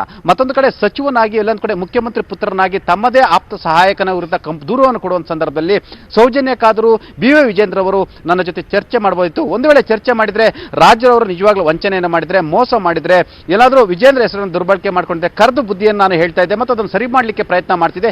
ಇದೀಗ ರಾಜು ಅರೆಸ್ಟ್ ಆದ ಕಾರಣಕ್ಕಾಗಿ ಸಮಾಜ ಕಲ್ಯಾಣ ಸಚಿವ ಆಪ್ತ ಸಹಾಯಕ ರಾಜು ಸಮಾಜ ಕಲ್ಯಾಣ ಸಚಿವರ ಹೆಸರು ಎಲ್ಲಿ ತಳುಕು ಹಾಕೊಂಡಿರುವಂಥದ್ದು, ಎಲ್ಲ ಒಂದು ಕಡೆ ಅವರ ಇಮೇಜ್ಗೂ ಕೂಡ ಡ್ಯಾಮೇಜ್ ಆಗಿದೆ ಅನ್ನೋದು ಅವರ ಬೇಸರಕ್ಕೆ ಕಾರಣವಾಗಿತ್ತು. ಇದೇ ಕಾರಣಕ್ಕಾಗಿ ಮುಖ್ಯಮಂತ್ರಿ BS ಯಡಿಯೂರಪ್ಪನವರು ಕೂಡ ಅಸಮಾಧಾನವನ್ನು ಹೊರಹಾಕಿದ್ರು. ಸಮಾಜ ಕಲ್ಯಾಣ ಸಚಿವರಾಗಿರ್ತಕ್ಕಂಥ ಶ್ರೀರಾಮುಲು ಅವರು ವಿಜೇಂದ್ರ ವಿರುದ್ಧ ಕೂಡ ನನಗೆ ಬೇಸರ ಆಗಿದೆ, ನೋವಾಗಿದೆ ಅನ್ನೋ ಒಂದು ಮಾತನ್ನು ಬಹಿರಂಗವಾಗಿ ಹೇಳುವ ಮುಖಾಂತರ ಎಲ್ಲ ಒಂದು ಕಡೆ ತಮ್ಮ ಅಸಮಾಧಾನವನ್ನು ಹೊರಹಾಕಿದ್ರು. ಇದರ ಬೆನ್ನಲ್ಲೇ ಎಲ್ಲ ಒಂದು ಕಡೆ ಮುಖ್ಯಮಂತ್ರಿಗಳ ಜೊತೆ ಅಸಮಾಧಾನ ಹೊರಹಾಕಿರುವಂಥದ್ದು ಮತ್ತು ಮಾಧ್ಯಮಗಳು ಕೂಡ ವಿಜೇಂದ್ರ ಅವರು ನನಗೆ ಗಮನಕ್ಕೆ ತರಲಿಲ್ಲ ಎಂಬ ಮಾತನ್ನು ಹೇಳಿರುವಂಥದ್ದು. ಅದರ ಬೆನ್ನಲ್ಲೇ ರಾಜುಗೂ ಕೂಡ ಒಂದಷ್ಟು ರಿಲೀಫ್ ಸಿಕ್ತು ಅಂತ ಹೇಳಲಾಗ್ತಿದೆ. ಆ ಮುಖಾಂತರ ಎಲ್ಲ ಒಂದು ಕಡೆ ಇದು ರಾಜಕೀಯ ತಿರುವು ಪಡೆಯುತ್ತೆ. ಇದನ್ನ ಶ್ರೀರಾಮುಲು ಅವರು ವೈಯಕ್ತಿಕ ಪ್ರತಿಷ್ಠೆಗೆ ತೆಗೆದುಕೊಂಡ್ರೆ ಮುಂದಿನ ದಿನಗಳಲ್ಲಿ ಇದು ಬಹಳಷ್ಟು ಕಷ್ಟ ಆಗುತ್ತೆ. ಯಾಕಂತ ಹೇಳಿದ್ರೆ ಈಗಾಗಲೇ ನಾಯಕತ್ವ ಬದಲಾವಣೆ ವಿಚಾರದಲ್ಲಿ ಎಲ್ಲ ಒಂದಷ್ಟು ಸಚಿವರು, ಒಂದಷ್ಟು ಶಾಸಕರು ಮುಖ್ಯಮಂತ್ರಿಗಳ ವಿರುದ್ಧ ತಿರುಗಿ ಬಿದ್ದಿರುವಂಥದ್ದು, ಹೈಕಮಾಂಡ್ಗೂ ಕೂಡ ದೂರು ನೀಡಿರುವಂಥದ್ದು. ಇಂತಹ ಸಂದರ್ಭದಲ್ಲೇ ಶ್ರೀರಾಮುಲು ಅಂತ ಸಚಿವರು ಮತ್ತು ವಾಲ್ಮೀಕಿ ಸಮಾಜದ ಪ್ರಮುಖ ನಾಯಕರಾಗಿರ್ತಕ್ಕಂಥ ರಾಮುಲು ರವರೆಲ್ಲಾದರೂ ಮುಖ್ಯಮಂತ್ರಿಗಳ ವಿರುದ್ಧ ತಿರುಗಿ ಬಿದ್ದರೆ, ಇದೇ ಕಾರಣಕ್ಕಾಗಿ ವಿಜೇಂದ್ರ ವಿರುದ್ಧ ತಿರುಗಿ ಬಿದ್ದರೆ ಅದು ಮುಂದಿನ ದಿನಗಳಲ್ಲಿ ಸಮಾಧಾನ ಮಾಡಲಿಕ್ಕೆ ಆಗಲ್ಲ. ಯಾಕಂತೇಳಿ ಒಂದು ಕಡೆ ರಮೇಶ್ ಜಾರಕಿಹೊಳಿ ಅವರು ಕೂಡ ಎಲ್ಲೊಂದು ಕಡೆ ಮುಖ್ಯಮಂತ್ರಿಗಳು ಮತ್ತು ಅವರ ಮುಖ್ಯಮಂತ್ರಿ ವಿರುದ್ಧ ತಿರುಗಿ ಬಿದ್ದಿರುವಂಥದ್ದು, ಇನ್ನೊಂದು ಕಡೆ ಬಸನಗೌಡ ಪಾಟೀಲ್ ಯತ್ನಾಳ್, ಮತ್ತೊಂದು ಕಡೆ ಬೆಲ್ಲದ್ರವರು, ಹೀಗೆ ಸಾಲು ನಾಯಕರುಗಳು, ಮಾಜಿ ಸಚಿವರುಗಳು ಈಗ ತಿರುಗಿ ಬಿದ್ದಿರುವಂಥದ್ದು. ಹಾಗಾಗಿ ಈ ಸಾಲಿಗೆಲ್ಲಾದರೂ ಇವರು ಸೇರ್ಕೊಂಡ್ರು ಎಂಬ ಆತಂಕದಿಂದ ಕೊನೆಗೆ ರಾಜುರವರ ಆಡಿಯೋ ಟೆಸ್ಟ್ಗಾಗಿ, ಅಂದರೆ ಅವರು ಮಾತುಕತೆ ನಡೆಸಿದ್ದಾರೆ ಅಂತೇಳಿ ಆಡಿಯೋ ಕ್ಲಿಪ್ಗಳನ್ನು FSL ಕಳಿಸುವ ಮುಖಾಂತರ, ಅವರಿಗೆ ನೋಟಿಸ್ ಕಳಿಸುವ ಮುಖಾಂತರ FIR ಆದ ಮೇಲೂ ಕೂಡ ಅವರನ್ನ ಬಿಟ್ಟು ಕಳಿಸಿರುವಂಥದ್ದು. ನಂತರ ನೋಟಿಸ್ ಕೊಟ್ಟ ನಂತರ ನಾವು ನಿಮ್ಮನ್ನು ಕರೆಸ್ಕೊಳ್ತೀವಿ ಅಂತ ಹೇಳಿರುವಂಥದ್ದು. ಆ ಮುಖಾಂತರ ಇಲ್ಲಿ ತಾವು ಗಮನಿಸಬಹುದು ಎಲ್ಲ ರಾಜಕೀಯ ವರ್ತುಲಗಳನ್ನು, ಅಂದರೆ ಇಡೀ ಸರ್ಕಲ್ ಅನ್ನ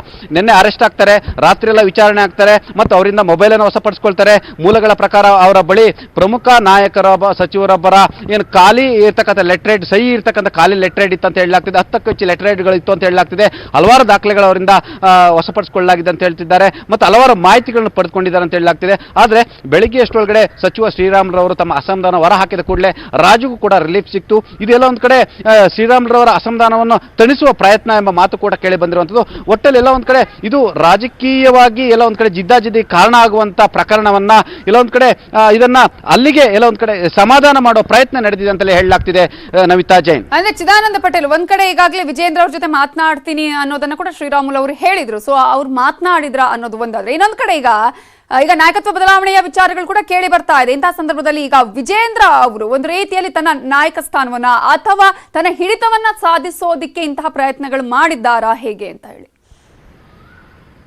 ಇಲ್ಲಿ ಪ್ರಮುಖವಾಗಿ ಬಿ ವಿಜೇಂದ್ರ ಅವರೇ ಕೂಡ ಟ್ವೀಟ್ ಮಾಡಿದ್ದಾರೆ. ನನಗೆ ಅನ್ಯಾಯ ಆಗಿದೆ, ನನ್ನ ಹೆಸರನ್ನು ದುರುಪಯೋಗ ಪಡಿಸ್ಕೊಂಡಿದ್ದಾರೆ. ಯಾಕಂತ ಹೇಳಿದ್ರೆ ಇಂಥ ಸಮಾಜದಲ್ಲಿ ಬಹಳಷ್ಟು ನಾಯಕರ ಹೆಸರು ಹೇಳ್ಕೊಂಡು ಬಹಳಷ್ಟು ಜನರು ದುರುಪಯೋಗ ಪಡಿಸ್ಕೊಳ್ತಾರೆ, ವಂಚನೆ ಮಾಡ್ತಾರೆ, ಮೋಸ ಮಾಡ್ತಾರೆ. ಹಾಗಾಗಿ ನಾನು ಅನಿವಾರ್ಯವಾಗಿ ನನ್ನ ಹೆಸರಿಗೆ ಕಪ್ಪು ಮಸಿ ಆಗಿದ್ರಿಂದ ನಾನು ದೂರು ಕೊಡಬೇಕಾಗಿತ್ತು ಅಂತ ಹೇಳಿ ಅವರು ಸಮಂಜಸವನ್ನು ಮಾಡ್ಕೊಡ್ತಾರೆ. ಇಲ್ಲೊಂದು ಕಡೆ ರಾಜುರವರು ವಿಜೇಂದ್ರ ಅವರಿಗೆ ಹೆಸರಿಗೆ ಮಸಿ ಬೆಳೆಯುವಂಥ ಕೆಲಸವನ್ನು ಮಾಡಿರುವಂಥದ್ದು ಮತ್ತು ಅವರ ಹೆಸರಿನಲ್ಲಿ ಒಂದು ಕಡೆ ವ್ಯವಹಾರಗಳನ್ನು ಮಾಡಿರುವಂಥದ್ದು ಮತ್ತು ಜೊತೆಗೆ ಟೆಂಡರ್ ಹೆಸರಿನಲ್ಲಿ ಎಲ್ಲೊಂದು ಕಡೆ ಹಣವನ್ನು ಪಡೆದಿರುವಂಥದ್ದು, ವಂಚನೆ ಮಾಡುವಂಥದ್ದು. ಹಾಗಾಗಿ ವಿಜೇಂದ್ರ ಅವರ ಪ್ರಕಾರ ಯಾಕಂದ್ರೆ ಒಬ್ಬ ವ್ಯಕ್ತಿ ವಿರುದ್ಧ ದಿಢೀರ್ನೆ ದೂರು ಕೊಡ್ತಾರೆ ಅಂತ ಹೇಳಿದ್ರೆ ಅಲ್ಲಿ ಏನೋ ಮಹತ್ವದ ವಿಚಾರ ಇದೆ. ವಿಜೇಂದ್ರ ಅವರ ಹೆಸರು ದುರುಪಯೋಗ ಆಗಲಿದೆ, ಮುಂದಿನ ದಿನಗಳು ಅದು ಬೀದಿಗೆ ಬಂದು ಅವರಿಗೆ ಮತ್ತೆ ಅದು ರಂಪಾಟ ಆಗಬಾರ್ದು, ಅವರ ಹೆಸರಿಗೆ ಕೂಡ ಕಳಂಕ ಆಗಬಾರ್ದು ಎಂಬ ಹಿನ್ನೆಲೆಯಲ್ಲಿ ವಿಜೇಂದ್ರ ಅವರು ಏಕಾಏಕಿ ರಾಮುಲು ಅನ್ನೋದನ್ನು ಯೋಚನೆ ಮಾಡದೆ ರಾಜುರವ್ರ ವಿರುದ್ಧ ಏನಂದ್ರೆ ಏಕಾಏಕಿ ದೂರು ಕೊಟ್ಟಿದ್ದಾರೆ ಅಂತ ಹೇಳಲಾಗ್ತಿದೆ. ನೀವು ಹೇಳಿದ ಹಾಗೇನೆ ವಿಜೇಂದ್ರ ಅವರು ಈಗಾಗಲೇ ಅವರ ಮೇಲೆ ಅನೇಕ ಇಂತಹ ಮಾತುಗಳು ಕೇಳಿ ಬರ್ತಾ ಇದೆ. ಪ್ರತಿಪಕ್ಷದವರು ಸೇರಿದಂತೆ ಅನೇಕರು ಅವರ ಮೇಲೆ ಈ ರೀತಿಯ ಆರೋಪವನ್ನ ಕೂಡ ಮಾಡ್ತಾ ಇದ್ದಾರೆ. ಸೊ ಅದನ್ನ ಒಂದು ತೊಡೆದ ಹಾಕುವಂತಹ ಪ್ರಯತ್ನ ಏನಾದ್ರೂ ಇಲ್ಲಿ ಆಯ್ತಾ ಹಾಗಾದ್ರೆ? ಯಾಕಂತ ಹೇಳಿದ್ರೆ ವಿಜೇಂದ್ರ ಅವರು ಇತ್ತೀಚಿನ ದಿನಗಳ ರಾಜಕೀಯ ನೋಡಿದ್ರೆ ಯಾವ ಚಾಣಕ್ಯ ರಾಜಕಾರಣಿ ಕೂಡ ಕಡಿಮೆ ಇಲ್ಲ. ಯಾಕಂತ ಹೇಳಿದ್ರೆ ಕಳೆದ 1 ವರ್ಷದಿಂದ ಕೂಡ ನಾಯಕತ್ವ ವಿಚಾರದಲ್ಲಿ ಆಗಿರ್ತಕ್ಕಂಥ ದ್ವಂದ್ವವನ್ನ ಆಯಾ ಕಾಲಘಟ್ಟದಲ್ಲಿ ಅದನ್ನ ಬಗೆಹರಿಸುವಂಥದ್ದು ಮತ್ತು ಮುಖ್ಯಮಂತ್ರಿಗಳ ಮೇಲೆ ಬರ್ತಕ್ಕಂಥ ಆರೋಪಗಳನ್ನ ಬಗೆಹರಿಸುವಂಥದ್ದು, ಇಡೀ ಮುಖ್ಯಮಂತ್ರಿಗಳನ್ನ ಇವತ್ತು ಕುರ್ಚಿಯಲ್ಲಿ ಸೇಫ್ ಆಗಿರ್ಲಿಕ್ಕೆ ಕೂಡ ವಿಜೇಂದ್ರ ಅವರ ಚಾಣಾಕ್ಷತೆ ಕೂಡ ಅದು ಕಾರಣ. ಹಾಗಾಗಿ ಎಲ್ಲ ಒಂದ್ ಕಡೆ ಪಳಗಿದ ರಾಜಕಾರಣಿ ತಕ್ಕ ಬಹಳಷ್ಟು ಗೇಮ್ ಅನ್ನ ಅಂದ್ರೆ ರಾಜಕೀಯ ಆಟವನ್ನು ಆಡುವ ಮುಖಾಂತರ ಎಲ್ಲ ಒಂದ್ ಕಡೆ ಸಕ್ಸಸ್ ಆಗಿದ್ದಾರೆ ಅಂತ ಹೇಳ್ಬೋದು. ಹಾಗಾಗಿ ಇದರ ಭಾಗವಾಗಿ ವಿಜೇಂದ್ರ ಅವರು ಎಲ್ಲೊಂದು ಕಡೆ ಅವರ ಹೆಸರು ಕಪ್ಪು ಮಸಿ ಬಂದ್ರೆ ಕೂಡಲೇ ಕಂಪ್ಲೇಂಟ್ ಕೊಡುವಂಥದ್ದು, ಮುಂದಿನ ದಿನಗಳು ಅದು ಬೇರೆ ರೀತಿ ಅರ್ಥ ಕಲ್ಪಿಸಬಾರದು ಮತ್ತು ಬೇರೆ ರೀತಿ ಅವರಿಗೆ ಅದು ಸಮಸ್ಯೆಯನ್ನು ತಲೆದೋಡಬಾರದು ಮತ್ತು ಅವರ ವಿರೋಧಿಗಳಿಗೆ ಅದು ಆಹಾರ ಆಗಬಾರ್ದು ಎಂಬ ಹಿನ್ನೆಲೆಯಲ್ಲಿ ವಿಜೇಂದ್ರ ಅವರು ಮುನ್ನೆಚ್ಚರಿಕೆಯ ಹೆಜ್ಜೆಯಾಗಿ ರಾಜು ವಿರುದ್ಧ ದೂರು ಕೊಟ್ಟಿರುವಂಥದ್ದು. ಆದರೆ ಇಲ್ಲಿ ಸಮಾಜ ಕಲ್ಯಾಣ ಸಚಿವರು ಅದನ್ನು ವೈಯಕ್ತಿಕವಾಗಿ ತೆಗೆದುಕೊಂಡ್ರು. ಎಲ್ಲ ಒಂದು ಕಡೆ ಇದು ರಾಜಕೀಯ ಜಿದ್ದಾಜಿದ್ದಿಗೆ ತಿರುಗಿ ಹೋಗುವುದನ್ನ ರಾಜುರವರು ಏನೋ ರಿಲೀಸ್ ಆಗುವ ಮುಖಾಂತರ ಅಂದ್ರೆ ಅವರಿಗೆ ನೋಟಿಸ್ ಕೊಟ್ಟು ಪೊಲೀಸ್ ಕಳಿಸಿಕೊಡುವ ಮುಖಾಂತರ ರಾಜಕೀಯ ಜಿದ್ದನ್ನ ತಡೆಗಟ್ಟಿದ್ದಾರೆ ಅಂತಲೂ ಕೂಡ ಹೇಳ್ಬೋದು. ಇದು ಕೂಡ ರಾಜಕೀಯ ಚಾಣಕ್ಯತೆ ಅಂತ ಹೇಳಿದ್ರು ತಪ್ಪಾಗ್ಲಾರ್ದು. ನವಿತಾ ಅಂದ್ರೆ ಇನ್ನೂ ಕೂಡ ಸಾಕಷ್ಟು ಇದರ ಹಿಂದೆ ಸಾಕಷ್ಟು ಕೆಲಸಗಳು ನಡೆದಿದೆ ಅಂತ ಆಯ್ತು. ಯಾಕಂದ್ರೆ ಶ್ರೀರಾಮುಲು ಅವರೇ ಹೇಳ್ತಾರೆ, ವಿಜೇಂದ್ರ ಅವರ ಹೆಸರನ್ನ ಪ್ರಸ್ತಾಪ ಮಾಡಿ ನನ್ಗೆ ಅವ್ರು ಹೇಳಿರ್ಲಿಲ್ಲ, ಮಾತಾಡಿದ್ರೆ ನಾನೇ ಮೊದಲೇ ಹೇಳ್ತಿದ್ದೆ ಅನ್ನೋದನ್ನ ಹೇಳ್ತಾರೆ. ಆನಂತರ ಆತನ ವಿಚಾರಣೆ ನಡೆಸಿ ಆತನ ಎಫ್ಐಆರ್ ಆದ್ಮೇಲೂ ಕೂಡ ಆತನನ್ನ ಬಿಡುಗಡೆ ಮಾಡುವಂತಹ ಕೆಲಸಗಳಲ್ಲಿ ಆಗಿರೋದನ್ನ ನಾವು ನೋಡ್ತಾ ಇದೀವಿ. ಸೊ ಇನ್ನೊಂದಷ್ಟು ಬೇರೆ ಬೇರೆ ರೀತಿಯಾದಂತಹ ಕೆಲಸಗಳು ಇದರ ಹಿಂದೆ ನಡೆದಿದೆ, ಲೆಕ್ಕಾಚಾರಗಳು ನಡೆದಿದೆ ಅನ್ನುವಂಥದ್ದು. ಖಂಡಿತವಾಗಿ ನ್ಯಾಯ ವ್ಯವಸ್ಥೆ ಮತ್ತು ಪೊಲೀಸ್ ವ್ಯವಸ್ಥೆ ಒಬ್ಬ ಅಂದ್ರೆ ಪ್ರಭಾವಿಗಳ ವಿಚಾರದಲ್ಲಿ ಯಾವ ರೀತಿ ನಡೆದುಕೊಳ್ತಾರೆ, ಒಬ್ಬ ಸಾಮಾನ್ಯನ ವಿಚಾರದಲ್ಲಿ ಯಾವ ರೀತಿ ನಡ್ಕೊಳ್ತಾರೆ, ಒಬ್ಬ ಮಧ್ಯಮನ ವಿಚಾರದಲ್ಲಿ ಯಾವ ರೀತಿ ನಡ್ಕೊಳ್ತಾರೆ ಅಂತ ಇದು ಸ್ಪಷ್ಟವಾದ ಸಾಕ್ಷಿ. ಅಂದ್ರೆ ಈ ದೇಶದ ಕಾನೂನು ವ್ಯವಸ್ಥೆ ಮತ್ತು ಪೊಲೀಸ್ ವ್ಯವಸ್ಥೆ ಯಾವ ರೀತಿ ಕೆಲಸ ಮಾಡುತ್ತೆ ಮತ್ತು ಯಾವ ಸಂದರ್ಭದಲ್ಲಿ ಯಾವ ರೀತಿ ಮಾಡುತ್ತೆ ಅನ್ನೋದು ಕೂಡ ಇದು ನಮ್ಮ ಕಣ್ಣು ಮುಂದೆ ಇವತ್ತು ಆಗಿರ್ತಕ್ಕಂಥ ಸಾಕ್ಷಿ. ಹಾಗಾಗಿ ಅದೇ ಒಬ್ಬ ಸಾಮಾನ್ಯ ವ್ಯಕ್ತಿ ಮೇಲೆ ಎಫ್ಐಆರ್ ಹಾಕಿದ್ರೆ ಇವತ್ತು ಅದೇ ಪೊಲೀಸರು ಪತ್ರಿಕಾಗೋಷ್ಠಿ ಕರೆದು ಪತ್ರಿಕಾ ಹೇಳಿಕೆಯನ್ನು ರಿಲೀಸ್ ಮಾಡಿ ಆತನನ್ನ ಜೈಲಿಗೆ ಹಾಕ್ತಾ ಇದ್ರು. ಆದ್ರೆ ಈಗ ರಾಜು ಅವರ ಮೇಲೆ ಎಫ್ಐಆರ್ ಆದ್ಮೇಲೆ ಕೂಡ ಅವರಿಗೆ ನೋಟಿಸ್ ಕಳಿಸ್ಕೊಟ್ಟಿರುವಂಥದ್ದು. ಇದರಲ್ಲೇ ಅರ್ಥ ಆಗುತ್ತೆ, ನಾವು ಹೇಳಬೇಕಾಗಿಲ್ಲ, ಜನರಿಗೆ ಅರ್ಥ ಆಗುತ್ತೆ ಪೊಲೀಸ್ ವ್ಯವಸ್ಥೆ ಯಾವ ರೀತಿ ಇದೆ ರಾಜ್ಯದಲ್ಲಿ ಅನ್ನೋದು ಕೂಡ ಸತ್ಯ ಕೂಡ ಗೊತ್ತಾಗುತ್ತೆ ಅಂತ ಹೇಳಿ ತಪ್ಪಾಗಲಾರದು. ಆದ್ರೆ ಈ ವಿಚಾರದಲ್ಲಿ ಎಲ್ಲ ಒಂದ್ ಕಡೆ ರಾಜಕೀಯ ಜಿದ್ದಾಜಿದ್ದಿಗೆ ಇದು ಕಾರಣ ಆಗ್ತಿತ್ತು. ಇದು ಎಲ್ಲ ಒಂದ್ ಕಡೆ ಉಗ್ರಲ್ಲಿ ಹೋಗುವಂತ ಕೊಡ್ಲಿಯಲ್ಲಿ ಹೋಗುವಂಥದ್ದು ಉಗ್ರಲ್ಲಿ ಹೋಗಿದೆ ಅಂತ ಹೇಳ್ಬೋದು. ಆ ಮುಖಾಂತರ ಶ್ರೀರಾಮುಲುರವರನ್ನ ಏನು ಅಸಮಾಧಾನವನ್ನ ತಣಿಸುವ ಕೆಲಸ ಆಗಿದೆ ಅಂತ ಹೇಳ್ಬೋದು. ಅದೇ ರೀತಿ ಬಿ ವಿಜೇಂದ್ರ ಅವರ ಹೆಸರು ಕೂಡ ಕಪ್ಪು ಮಸಿಯಾಗಿತ್ತು. ಅದನ್ನ ಅವರು ಎಲ್ಲ ಒಂದ್ ಕಡೆ ತೊಡಕಾಗ್ಲಿಕ್ಕೆ ರಾಜುರವರ ವಿರುದ್ಧ ದೂರನ್ನು ಕೂಡ ಕೊಟ್ಟಿದ್ದಾರೆ. ಎಲ್ಲ ಒಂದ್ ಕಡೆ ವಿಜೇಂದ್ರ ಅವರ ಹೆಸರನ್ನ ಬಹಳಷ್ಟು ದೊಡ್ಡ ಮಟ್ಟಕ್ಕೆ ದುರುಪಯೋಗ ಪಡಿಸಿರುವ ಕಾರಣಕ್ಕಾಗಿ ರಾಜುರವರ ವಿಚಾರವನ್ನು ಇಟ್ಟುಕೊಂಡು ನೇರವಾಗಿ ಸಿಸಿಬಿಗೆ ದೂರು ಕೊಟ್ಟಿದ್ದಾರೆ ಅಂತ ಕೂಡ ಹೇಳಲಾಗ್ತಿದೆ. Navitha Jain. Okay, thank you Chidananda Patel ಡೀಟೇಲ್ಸ್ಗೆ. ಉಳಿದ ಅಪ್ಡೇಟ್ಸ್ ನೋಡೋಣ ಬ್ರೇಕ್ ಆದ್ಮೇಲೆ.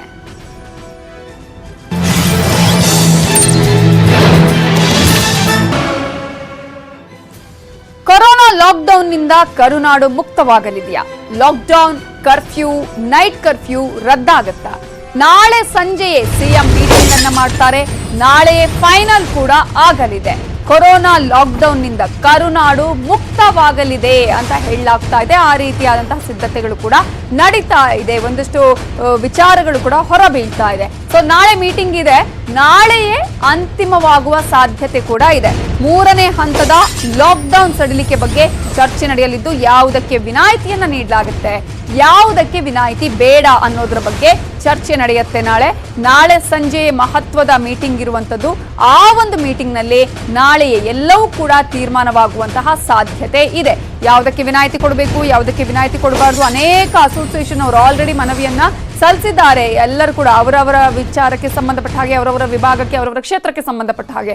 ಸೊ ಯಾವ್ಯಾವ್ದು ಓಪನ್ ಆಗಬಹುದು, ಯಾವ್ಯಾವ್ದಕ್ಕೆ ಇನ್ನೂ ಕೂಡ ಲಾಕ್ ಮಾಡಬಹುದು ಅನ್ನೋದನ್ನ ನಾವು ಕೂಡ ನೋಡ್ಬೇಕಾಗತ್ತೆ. ಸೊ ನಾಳೆ ಸಂಜೆಯೇ ತೀರ್ಮಾನವಾಗುವ ಸಾಧ್ಯತೆ ಇದೆ. ಮಾರ್ಕೆಟ್ಗಳು ಓಪನ್ ಆಗುವಂತಹ ಸಾಧ್ಯತೆ ಇದೆ. ಆದ್ರೆ ಅದಕ್ಕೂ ಕೂಡ ಕಂಡೀಷನ್ಸ್ ಅಪ್ಲೈ ಆಗತ್ತೆ ಅಂತ ಹೇಳಿದ್ದಾರೆ ಬಿಬಿಎಂಪಿ ಕಮಿಷನರ್. ಸೊ ಅಲ್ಲೂ ಕೂಡ ಒಂದು ರೀತಿಯ ಹೊಸ ಮಾರ್ಗಸೂಚಿ ಅಲ್ಲೂ ಕೂಡ ಅದಕ್ಕೆ ಬರಬಹುದು ಅಂತ ಹೇಳಿ, ಮಾರ್ಕೆಟ್ ಓಪನ್ ಆದ್ರೂ ಕೂಡ. ಇನ್ನು ಮಾಲ್ಗಳು ಓಪನ್ ಆಗತ್ತಾ? 50% ಜನರೊಂದಿಗೆ ಮಾಲ್ಗಳು ಕೂಡ ಓಪನ್ ಆಗುವ ಸಾಧ್ಯತೆ ಇದೆ. ಮಾಲ್ಗಳಿಗೆ ಕೂಡ ಪ್ರತ್ಯೇಕ ಗೈಡ್ಲೈನ್ಸ್ ಅನ್ನ ಕೊಡುವಂತಹ ಸಾಧ್ಯತೆ ಇದೆ. ಮಾಲ್ಗಳಲ್ಲಿ 50% ಜನರಿಗೆ ಮಾತ್ರ ಅವಕಾಶವನ್ನು ಕಲ್ಪಿಸುವಂತಹ ಸಾಧ್ಯತೆ ಇದೆ. ಮಾಲ್ಗಳು ಸಂಜೆ 8ರವರೆಗೆ ಮಾತ್ರ ಓಪನ್ಗೆ ಅವಕಾಶವನ್ನು ನೀಡುವಂತಹ ಸಾಧ್ಯತೆ ಇದೆ. ವ್ಯಾಕ್ಸಿನ್ ಹಾಕಿಸಿಕೊಂಡವರಿಗೆ ಮಾತ್ರ ಮಾಲ್ ಒಳಗೆ ಬರೋದಕ್ಕೆ ಅವಕಾಶ ಕೊಡುವಂತಹ ಚಾನ್ಸಸ್ ಇದೆ ಅಂತ ಹೇಳಿ. ಸೊ ಒಂದಷ್ಟು ಮಾರ್ಗಸೂಚಿಗಳನ್ನಂತೂ ಮಾಡಲಾಗುತ್ತೆ. ಯಾವ್ಯಾವುದಕ್ಕೆ ಯಾವ್ಯಾವ ರೀತಿಯಾಗಿ ಮಾರ್ಗಸೂಚಿಗಳು ಇರಬೇಕು ಅನ್ನೋದ್ರ ಬಗ್ಗೆ ನಾಳೆ ಚರ್ಚೆ ನಡೆಯುತ್ತೆ. ನಾಳೆಯೇ ಅಂತಿಮ ಆಗಲಿದೆ.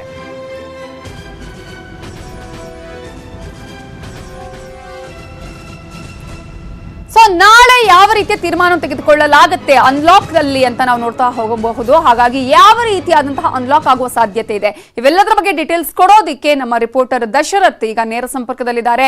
ದಶರಥ್, ಎಲ್ಲರೂ ಕೂಡ ನಾಳೆಯ ದಿನವನ್ನೇ ವೇಟ್ ಮಾಡ್ತಾ ಇದ್ದಾರೆ. ಲಾಕ್ ಆಗಿರುವಂತದ್ದು ಅನೇಕ ಕ್ಷೇತ್ರಗಳಿದೆ, ಅನೇಕ ವಿಭಾಗಗಳಿದೆ. ಅನ್ಲಾಕ್ ಆಗುವ ಸಾಧ್ಯತೆ ಇದೆಯಾ ಅಂತ, ಯಾಕಂದ್ರೆ ಅನೇಕರು ಹೋಗಿ ಮನವಿಯನ್ನ ಸಲ್ಲಿಸಿದ್ದಾರೆ. ಅಟ್ಲೀಸ್ಟ್ 50% ನಮಗೆ ಓಪನ್ ಮಾಡೋದಕ್ಕೆ ಅವಕಾಶ ಕೊಡಿ ಅಂತ ಹೇಳಿ. ಸೊ ನಾಳೆಯ ಮೀಟಿಂಗ್ ನ ಮಹತ್ವ ಏನು, ಯಾವ್ಯಾವುದಕ್ಕೆಲ್ಲ ಸಡಿಲಿಕೆ ಕೊಡುವ ಸಾಧ್ಯತೆ ಇದೆ?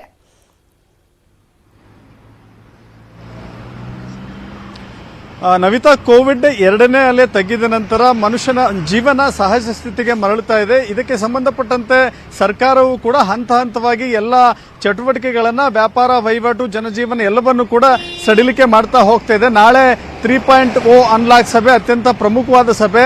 ನಾಳೆಯೂ ಕೂಡ ಕೆಲವಷ್ಟು ವ್ಯಾಪಾರ ವಹಿವಾಟುಗಳಿಗೆ ಮಾತ್ರವಲ್ಲ, ಆರ್ಥಿಕ ಚಟುವಟಿಕೆಗಳಿಗೂ ಕೂಡ ಕೆಲವಷ್ಟು ನಿರ್ಬಂಧವನ್ನ ಸಡಿಲಿಕೆ ಮಾಡುವಂತ ಬಹುದೊಡ್ಡ ನಿರೀಕ್ಷೆ ಇದೆ.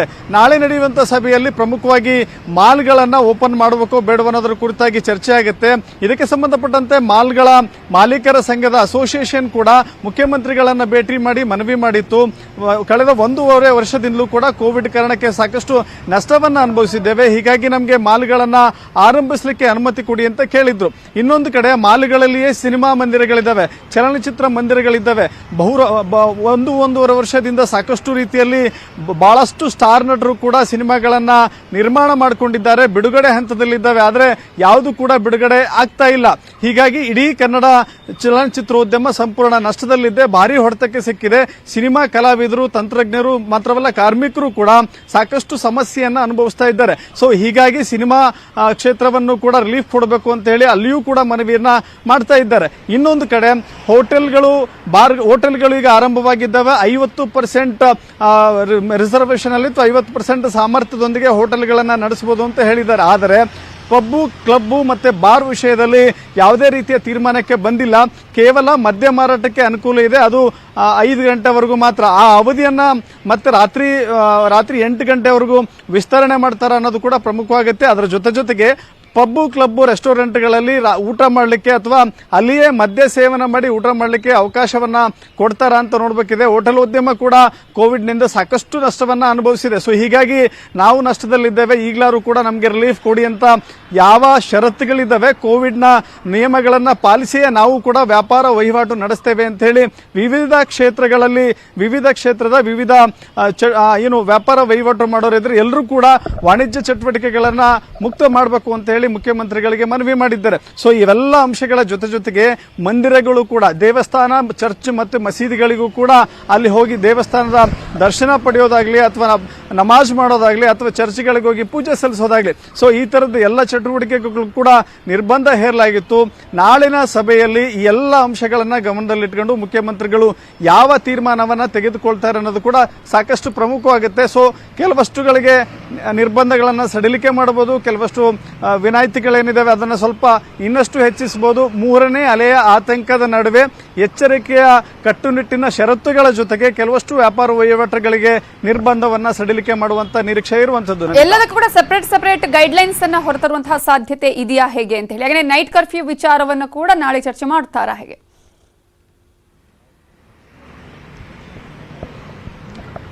ಖಂಡಿತ, ಯಾಕಂತ ಹೇಳಿದ್ರೆ ಸಂಪೂರ್ಣವಾಗಿ ಲಾಕ್ಡೌನ್ ಅನ್ನ ತೆರವು ಮಾಡ್ತಾರೆ ಅಂತ ಹೇಳ್ತಾ ಇಲ್ಲ.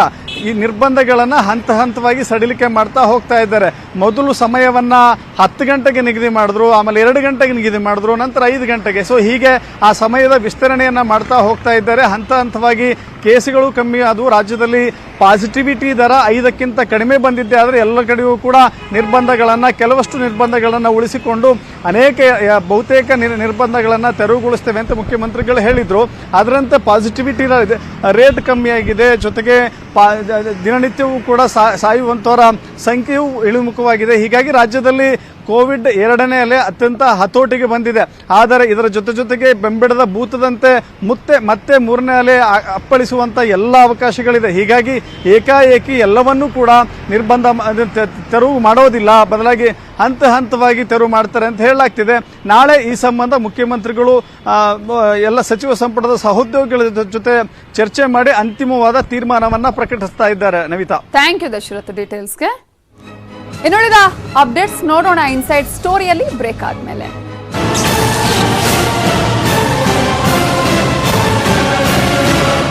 ರಾಜ್ಯದಲ್ಲಿ ಮತ್ತೆ ಡೆಲ್ಟಾ ಪ್ಲಸ್ ಸೋಂಕಿನ ಆತಂಕ ಈಗಾಗಲೇ 85 ದೇಶಗಳಲ್ಲಿ ಕಾಣಿಸಿಕೊಂಡಿದೆ. ಡೆಲ್ಟಾ ಪ್ಲಸ್ ಲಸಿಕೆ ಪಡೆಯೋದಿದ್ದವರ ಮೇಲೆ ಬೇಗ ಅಟ್ಯಾಕ್ ಆಗುತ್ತೆ. ಈಗ ರಾಜ್ಯದಲ್ಲಿ ಡೆಲ್ಟಾ ಪ್ಲಸ್ ಸೋಂಕಿನ ಆತಂಕ ಮತ್ತೆ ಕಾಣಿಸಿಕೊಂಡಿದೆ. ಆಲ್ಮೋಸ್ಟ್ 85 ದೇಶಗಳಲ್ಲಿ ಈಗಾಗಲೇ ಡೆಲ್ಟಾ ಪ್ಲಸ್ ಸೋಂಕು ಕಾಣಿಸಿಕೊಂಡಿರೋದು. ಲಸಿಕೆ ಯಾರು ಪಡೆದಿಲ್ಲ ಇನ್ನು ಕೂಡ ಅವರ ಮೇಲೆ ಬೇಗ ಅಟ್ಯಾಕ್ ಆಗ್ತಾ ಇದೆ ಅನ್ನುವಂಥದ್ದು. ಭಾರತದಲ್ಲಿ ಈವರೆಗೂ 48ಕ್ಕಿಂತ ಹೆಚ್ಚು ಡೆಲ್ಟಾ ಪ್ರಕರಣಗಳು ಪತ್ತೆಯಾಗಿದೆ. ಮೈಸೂರಲ್ಲಿ ಒಟ್ಟು 4 ಪ್ರಕರಣಗಳು, ಬೆಂಗಳೂರಲ್ಲಿ 1 ಡೆಲ್ಟಾ ಕೇಸ್ ಪತ್ತೆಯಾಗಿದ್ದು, ಡೆಲ್ಟಾ ವೈರಸ್ ಬಗ್ಗೆ WHO ಎಚ್ಚರಿಕೆಯ ಕರೆಗಂಟೆ ಈಗ ಬಂದಿದೆ. ಹಾಗಾಗಿ ಡೆಲ್ಟಾ ಪ್ಲಸ್ ಬಗ್ಗೆ ಎಲ್ಲರೂ ಕೂಡ ಎಚ್ಚರಿಕೆಯಿಂದ ಇರಬೇಕು ಅನ್ನೋದನ್ನ ಕೂಡ ಈಗ WHO ಹೇಳಿದೆ. ಇನ್ನು ಡೆಲ್ಟಾ ಪ್ಲಸ್ ವೈರಸ್ನ ಬಗ್ಗೆ ನೋಡೋದೇ SARS-CoV-2 ರೂಪಾಂತರಿಯೇ ಡೆಲ್ಟಾ ಪ್ಲಸ್.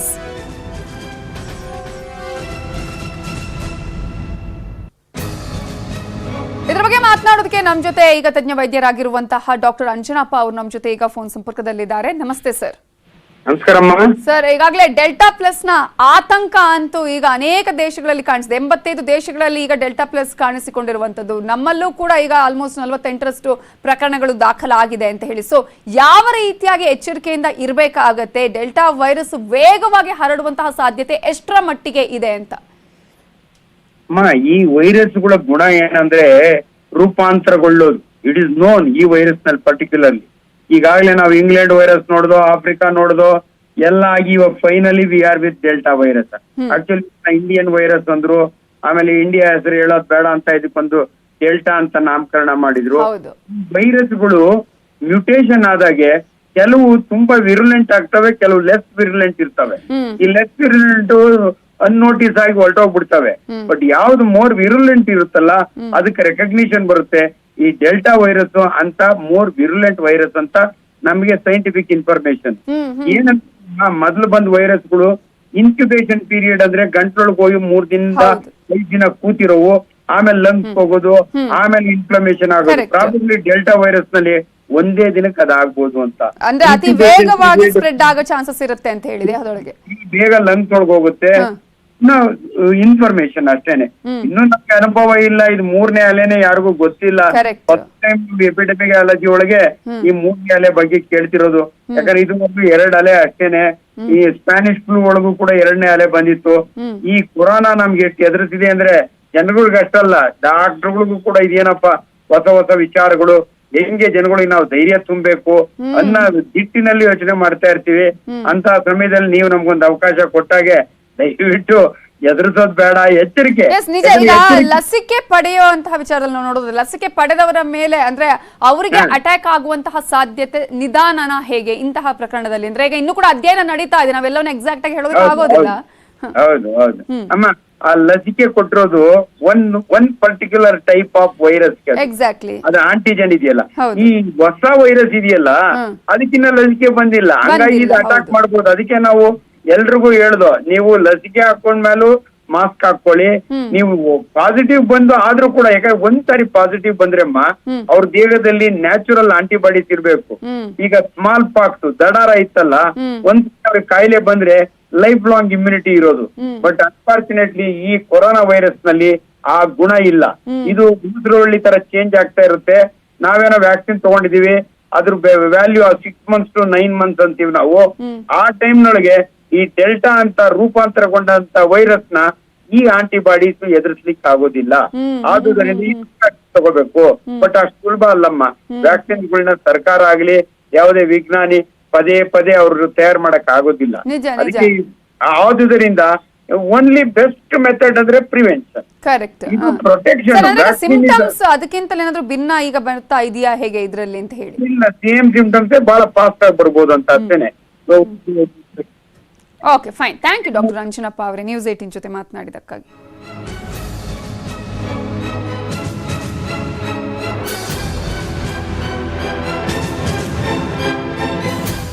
ಇದು ಇವತ್ತಿನ ಇನ್ಸೈಡ್ ಸ್ಟೋರಿ. ನೋಡ್ತಾ ಇರಿ ನ್ಯೂಸ್ 18 ಕನ್ನಡ, ಜಾಲ ನಮ್ಮದು, ಬಲ ನಿಮ್ಮದು.